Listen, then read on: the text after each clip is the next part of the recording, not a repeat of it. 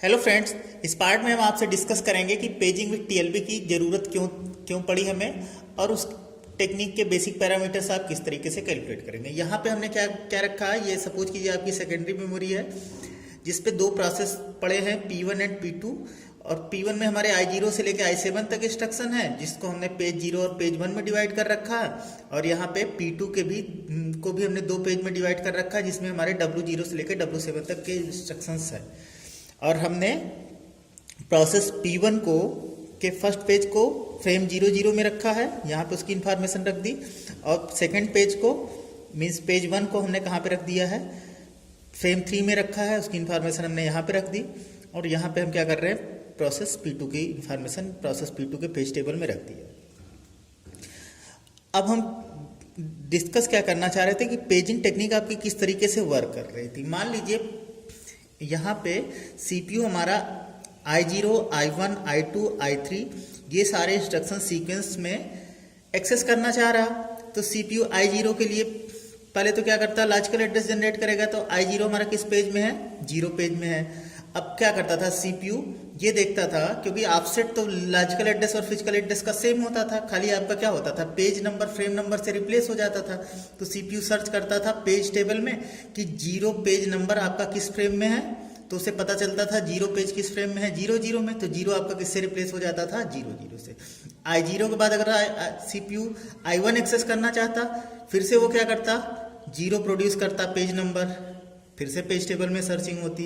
Then अगर I2 को access करना चाह रहा, फिर से 0 पेज नंबर प्रोड्यूस होता, फिर से आपकी क्या होती, I2 एक्सेस होती, फ्रेम नंबर रिप्लेस कर देता। देन I3 के लिए फिर से 0 लॉजिकल एड्रेस में पेज नंबर जनरेट होता और ये पेज टेबल में सर्च होता और 00 से आपका क्या हो जाता, रिप्लेस हो जाता। मीन्स अगर CPU I0 से I3 इंस्ट्रक्शन सर्च करना चाह रहा है, एक्सेस करना चाह रहा है, तो 4 बार पेज टेबल में सर्चिंग होती थी। ये इस अप्रोच का क्या होता था, ड्रॉबैक होता था। इस अप्रोच को सॉल्व करने के लिए हमने क्या किया, TLB का यूज किया। TLB आपका कुछ नहीं है, इसको बोलते हैं ट्रांसलेशन लुक असाइड बफर। ये आपका कैश मेमोरी होता है, मीन्स एक आपका हार्डवेयर होता है। और इतना तो आपको पता ही है कि कैश मेमोरी की स्पीड आपकी क्या है, फिजिकल मेमोरी या मेन मेमोरी से आपकी क्या होती है, फास्टर होती है। तो इस चीज को मैनेज करने के लिए हमने क्या किया, यहाँ पे एक TLB यूज कर लिया। अब हम करेंगे क्या, सबसे पहले अगर CPU ने I0 एक्सेस करना चाहा तो एड्रेस क्या जनरेट करेगा, ये। तो पहली बार तो सबसे पहले हम अगर TLB का यूज कर रहे हैं तो पहले हम इंफॉर्मेशन चेक करेंगे क्या इंफॉर्मेशन हमारा TLB में अवेलेबल है। तो चूंकि इस पेज का पहला इंस्ट्रक्शन आप एक्सेस करने जा रहे हैं, तो I0 की जिस पेज में है, I0 किस पेज में है, 0th पेज में है। 0th की इंफॉर्मेशन, 0th पेज किस फ्रेम में है, ये इंफॉर्मेशन आपको TLB में नहीं मिलेगी। लेकिन ये चीज है कि पहले आप कहाँ पे सर्चिंग करेंगे, TLB में सर्च करेंगे। अगर इंफॉर्मेशन TLB में नहीं मिलती तो ये तो श्योर शॉट है वो कहाँ पे मिल जाएगी, पेज टेबल में मिल जाएगी। तो हम वो इंफॉर्मेशन कहाँ से लेंगे, पेज टेबल से लेंगे और वो इंफॉर्मेशन कॉपी कर देंगे TLB में। तो हमने 0th पेज की डिमांड की थी, 0th पेज हमें TLB में नहीं मिला। 0th पेज किस फ्रेम में है, 00 में है। इसको हमने पेज टेबल से कैश मेमोरी या TLB में कॉपी कर दिया। तो I0 के करस्पॉन्डिंग TLB यूज करने से हमारी स्पीड कम हो गई। कम इसलिए हो गई क्योंकि एक बार हमने कैश में सर्च किया, देन एक बार पेज टेबल में सर्च किया, और राइट करने में, ये इन्फॉर्मेशन राइट करने में भी, लिखने में भी थोड़ा टाइम लगा, कॉपी करने में भी टाइम लगा कि पेज नंबर 0 किस फ्रेम में है। तो इसका मतलब फर्स्ट इंस्ट्रक्शन जब आप एग्जीक्यूट करने जाएंगे तो TLB यूज करने से आपकी स्पीड क्या हो जाती है, स्लो हो जाती है। लेकिन अगर आप I0 के बाद I1 को एक्सेस करने गए तो CPU सबसे पहले चेक करेगा I1 के लिए भी पेज नंबर 0 है। अब वो क्या करेगा, TLB में जाके चेक करेगा। TLB में उसे पता चल गया कि 0 का किस फ्रेम नंबर में है, 00 में है। अब उसे पेज टेबल में जाने की जरूरत नहीं, सीधे वो क्या करेगा, 0 को 00 से रिप्लेस कर देगा। देन I2 के लिए फिर से हमें इंफॉर्मेशन कहाँ मिल जाएगी, TLB में मिल जाएगी। देन I3 के लिए हमें फिर से इंफॉर्मेशन मिल जाएगी, TLB में मिल जाएगी। तो हमें बार बार हमें पेज टेबल में जाने की जरूरत नहीं है। और हम पेज टेबल में जाने से अवॉइड क्यों कर रहे हैं, क्योंकि पेज टेबल कहाँ पे होता है, फिजिकल मेमोरी या मेन मेमोरी में होता। मेन मेमोरी की स्पीड कैश के कंपैरिजन में क्या होती है, स्लो होती है।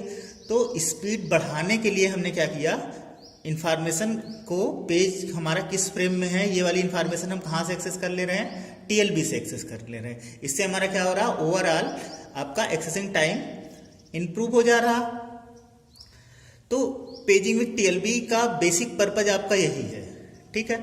अब टीएलबी का एक ड्रॉबैक क्या है कि इसकी स्पीड स्टार्टिंग में क्या होती है, स्लो होती है, बाद में आपकी क्या हो जाती है, फास्टर हो जाती है। तो ये तो इसका तरीका हुआ। लेकिन पेजिंग विथ टीएलबी के कुछ ड्रॉबैक्स भी हैं, उस पर आपको जरूर फोकस करना चाहिए कि टीएलबी के यूज करने से आपको दिक्कत क्या हो रही है। पहली दिक्कत तो ये हो रही है कि आपको एक्स्ट्रा कैश मेमोरी लगानी पड़ रही है, और कैश मेमोरी आपको क्या पता है कि ये आपका फिजिकल मेमोरी से भी ज़्यादा कॉस्टली होता है। और ऊपर से हम कैश में इंस्ट्रक्शन की जगह पे क्या इन्फॉर्मेशन रख रहे हैं, पेज टेबल की इन्फॉर्मेशन रख रहे हैं। तो पहला तो रीजन यही हुआ टीएलबी का ड्रॉबैक कि ये क्या होता है, कॉस्टली होता है। और कैश का हम जो टीएलबी आप यूज कर रहे हैं उसमें आप जो कि पेज टेबल की इन्फॉर्मेशन रख रहे हैं। दूसरा जो सबसे मेजर ड्रॉबैक क्या होता है कि करंट टाइम में आपके एक प्रोसेस तो एग्जीक्यूट होते नहीं, सेकेंडरी मेमोरी से फिजिकल मेमोरी में मल्टीपल प्रोसेसिंग आपके एग्जीक्यूट होते रहते हैं। और आपने मल्टीटास्किंग में पढ़ा क्या है कि सीपीयू कई सारे प्रोसेस के बीच में क्या करता रहता, कंटेक्स्ट स्विचिंग करता रहता। तो यहाँ पे अगर हमारे पास दो प्रोसेस होते P1 एंड P2, तो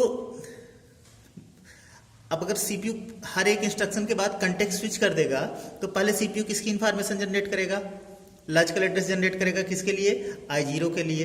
तो I0 की इंफॉर्मेशन यहाँ टीएलबी में रहेगी नहीं, तो यहाँ से हम क्या करेंगे, इसको टीएलबी में कॉपी कर देंगे।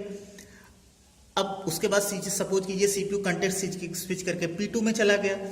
P2 में जब चला गया तो P2 में W0 का लॉजिकल एड्रेस जनरेट करेगा। अब W0 का तो लॉजिकल एड्रेस टीएलबी में मिलेगा नहीं, तो क्या करना पड़ेगा, W0 का लॉजिकल एड्रेस किस फ्रेम में है, ये हमारा कहाँ से सर्च किया जाएगा, प्रोसेस P2 के पेज टेबल से। तो ये W0 की इंफॉर्मेशन यहाँ पे रखनी पड़ेगी। देन अगेन मान लीजिए फिर I1 के लिए, तो अभी पहले यहाँ पे I0 की इंफॉर्मेशन आपने रखी, फिर आपने किसके लिए इंफॉर्मेशन रखी, या पहले W0 के लिए इंफॉर्मेशन रखी। उसके बाद फिर से सीपीयू कंटेक्स्ट स्विच करके I1 पे चला जाए, तो I1 पे चला जाए तो अब यहाँ पे इंफॉर्मेशन किसकी मिलेगी, W की मिलेगी। तो अब यहाँ पे फिर से I1 की इंफॉर्मेशन कॉपी करनी पड़ेगी। और आपको पता है कि कॉपी करने में आपका क्या होता है, एक्स्ट्रा टाइम लगता है। फिर अगेन आपका सीपीयू ने W1 का लॉजिकल एड्रेस जनरेट कर दिया। तो बार बार आपका क्या होगा, बार बार ये होगा कि जब आप इस पेज की इंफॉर्मेशन रखेंगे प्रोसेस P1 वाले की, तो आपको नेक्स्ट आपकी किसकी जरूरत पड़ जाएगी, P2 वाले की। और P2 की इंफॉर्मेशन रखेंगे तो देन आपके फिर से P1 की। तो अगर ऐसी सिचुएशन होगा तो टीएलबी के यूज करने से जो स्पीड हम चाह रहे थे कि हमारी स्पीड बढ़ जाए, वो स्पीड हमारी क्या हो जाएगी, और कम हो जाएगी। तो ये आपका, आप ये भी बोल सकते हैं कि अगर हम दोनों प्रोसेस के पेजेस की इंफॉर्मेशन एक साथ रख लें, तो हम बोलते हैं अगर आपके पास 4 प्रोसेस होंगे तब क्या होगा। तो इसका मतलब क्या है कि टीएलबी का यूज करने से ये बहुत इफिशियंट अप्रोच नहीं था। इसलिए हम क्या करते हैं, अदर टेक्निक का आगे चल के यूज करेंगे। नेक्स्ट पार्ट में हम देखेंगे कि पेजिंग विथ टीएलबी के बेसिक पैरामीटर्स आप किस तरीके से कैलकुलेट करेंगे, और उन पे बेस्ड प्रॉब्लम आप किस तरीके से सॉल्व करेंगे। Thank you.